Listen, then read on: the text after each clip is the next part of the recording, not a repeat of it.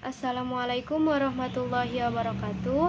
Nama Risna Rosdiana, NIM 191210153 dari kelas PAI 5E. Di sini saya akan menjelaskan materi tentang pengembangan komponen strategi dalam kurikulum. Untuk mata kuliah pengembangan kurikulum PAI berbasis literasi. Dosen pengampu Ibu Helna Nelis MPD. Baiklah, di sini saya akan membahas 4 poin. Yang pertama, pengertian strategi pembelajaran. Yang kedua, jenis pembelajaran, media pembelajaran, strategi, pendekatan, metode, dan media pembelajaran. Poin ketiga yaitu langkah-langkah memilih model pembelajaran, strategi, metode, dan media pembelajaran. Dan yang poin keempat adalah macam-macam metode pembelajaran. Baiklah, yang pertama adalah strategi pembelajaran. Strategi bisa diartikan sebagai pola-pola umum kegiatan guru dan peserta didik dalam mewujudkan kegiatan belajar mengajar untuk mencapai tujuan. Pembelajar sendiri adalah untuk membantu peserta didik agar dapat belajar dengan baik. Jadi, dapat disimpulkan strategi pembelajaran adalah suatu perencanaan yang berisi rangkaian kegiatan pembelajaran yang dilaksanakan oleh guru dan peserta didik dalam upaya mencapai tujuan. Selanjutnya yaitu jenis pembelajaran. Jenis pembelajaran di sini terbagi menjadi 2, yaitu yang pertama pembelajaran pakem dan yang kedua pembelajaran kuantum. Pembelajaran pakem adalah pembelajaran aktif, kreatif, dan menyenangkan. Jadi, aktif di sini diartikan sebagai peserta didik maupun guru berinteraksi untuk menunjang pembelajaran. Jadi, guru itu harus menciptakan suasana sehingga peserta didik itu aktif bertanya, memberikan tanggapan, maupun mengemukakan ide atau gagasannya. Sedangkan kreatif di sini diartikan guru itu memberikan variasi dalam proses belajar mengajar dengan menggunakan model pembelajaran, strategi pembelajaran, metode pembelajaran yang bervariasi. Sedangkan menyenangkan di sini diartikan sebagai suasana belajar mengajar yang hidup. Jadi pembelajarannya itu tidak membosankan.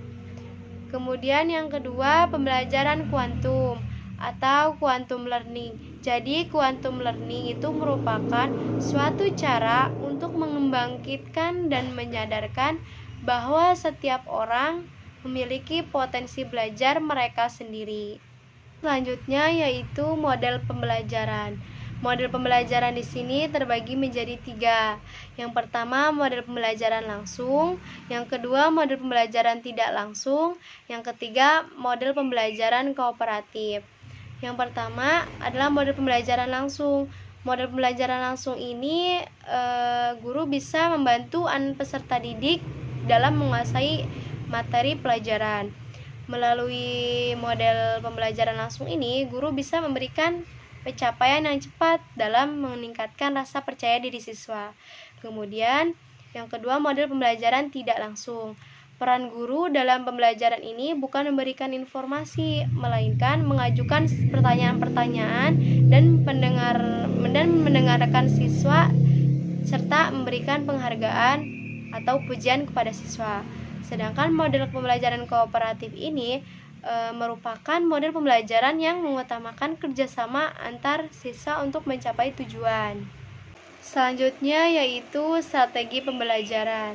Strategi pembelajaran ini bukan hanya sebatas pada prosedur atau tahapan kegiatan belajar saja, melainkan termasuk juga pengaturan materi atau paket program pembelajaran yang akan disampaikan kepada peserta didik. Menurut Sanjaya tahun 2007, jenis strategi pembelajaran yang harus dilakukan oleh seorang guru ada 4. Yang pertama, strategi pembelajaran ekspositori. Yang kedua, strategi pembelajaran inquiry. Yang ketiga, strategi pembelajaran berbasis masalah. Dan yang keempat, strategi pembelajaran peningkatkan kemampuan berpikir. Selanjutnya yaitu pendekatan pembelajaran.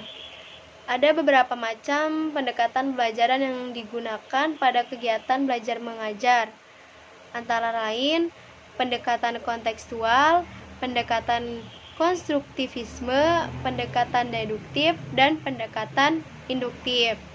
Selanjutnya, metode pembelajaran. Menurut Rianto tahun 2002, metode pembelajaran adalah seperangkat komponen yang telah dikombinasikan secara optimal untuk kualitas pembelajaran. Terdapat beberapa metode pembelajaran yang dapat digunakan untuk mengimplementasikan strategi pembelajaran. Di antaranya metode ceramah, metode demonstrasi, metode diskusi, simulasi, laboratorium, pengalaman lapangan, brainstorming, debat, simposium, dan lain sebagainya. Selanjutnya yaitu media pembelajaran. Menurut Ashar tahun 2012, pada dasarnya media dapat dikelompokkan menjadi 4 jenis, yaitu media visual, media audio, media audiovisual, dan multimedia. Media visual itu jenis media yang digunakan hanya mengandalkan indera penglihatan semata-mata dari peserta didik. Sedangkan media audio adalah jenis media yang digunakan dalam proses pembelajaran dengan hanya melibatkan indera pendengaran peserta didik. Kemudian media audiovisual adalah jenis media yang digunakan dalam kegiatan pembelajaran dengan melibatkan pendengaran dan penglihatan sekaligus dalam suatu proses atau kegiatan. Dan yang terakhir yaitu multimedia. Multimedia ini pembelajaran yang melibatkan indera penglihatan dan pendengaran melalui media teks, visual diam, visual gerak, dan audio, serta media interaktif berbasis komputer dan teknologi komunikasi dan informasi. Selanjutnya yaitu poin ketiga, langkah-langkah memilih model, strategi, metode, dan media pembelajaran. Yang pertama, langkah-langkah memilih model pembelajaran. Langkah-langkah memilih model pembelajaran ini yaitu yang pertama, sifat dari materi yang akan diajarkan. Yang kedua, tujuan yang akan dicapai dalam pembelajaran. Yang ketiga, tingkat kemampuan peserta didik. Yang keempat, jam pelajaran atau waktu pelajaran. Yang kelima adalah lingkungan belajar. Dan yang keenam, fasilitas penunjang yang tersedia. Kemudian, langkah-langkah memilih strategi pembelajaran. Adapun langkah-langkah memilih strategi pembelajaran yaitu yang pertama, tujuan pembelajaran. Yang kedua, aktivitas dan pengetahuan awal siswa. Yang ketiga, integritas bidang studi atau pokok bahasan. Yang keempat, alokasi waktu dan sarana penunjang. Yang kelima, jumlah siswa. Yang keenam, pengalaman dan kewibawaan pengajar. Selanjutnya yaitu langkah-langkah memilih metode pembelajaran. Adapun langkah-langkah memilih metode pembelajaran, yang pertama, karakter materi pelajaran. Yang kedua, ketersediaan sarana belajar. Yang ketiga, kemampuan dasar siswa. Yang keempat, alokasi waktu pembelajaran. Dan selanjutnya yaitu langkah-langkah memilih media pembelajaran. Yaitu yang pertama, penerangan atau pembelajaran. Yang kedua, tentukan transmisi pesan. Yang ketiga, tentukan karakteristik pelajaran. Yang keempat, klasifikasi media. Dan yang kelima, analisis karakteristik masing-masing media. Selanjutnya, poin keempat yaitu macam-macam metode pembelajaran. Macam-macam metode pembelajaran ini sering digunakan oleh pengajar. Metode pengajaran ini dipraktekkan pada saat mengajar dan dibuat semenarik mungkin agar peserta didik mendapat pengetahuan dengan efektif dan efisien. Berikut ini adalah macam-macam metode pembelajaran. Yang pertama, metode pembelajaran konvensional atau ceramah.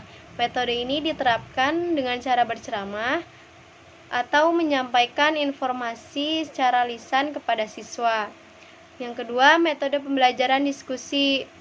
Metode diskusi ini merupakan metode pengajaran yang erat hubungannya dengan belajar pemecahan masalah. Yang ketiga adalah metode pembelajaran tanya jawab. Metode tanya jawab ini adalah metode mengajar terjadi pada saat yang sama terjadi dialog antara guru dan siswa. Yang keempat, metode pembelajaran demonstrasi.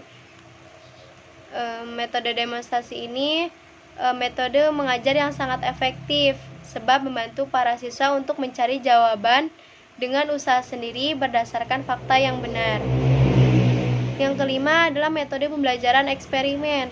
Metode eksperimen ini adalah cara penyajian pelajaran di mana siswa melakukan percobaan dengan mengalami dan membuktikan sendiri sesuatu yang dipelajari. Dan yang keenam adalah metode pembelajaran resitasi.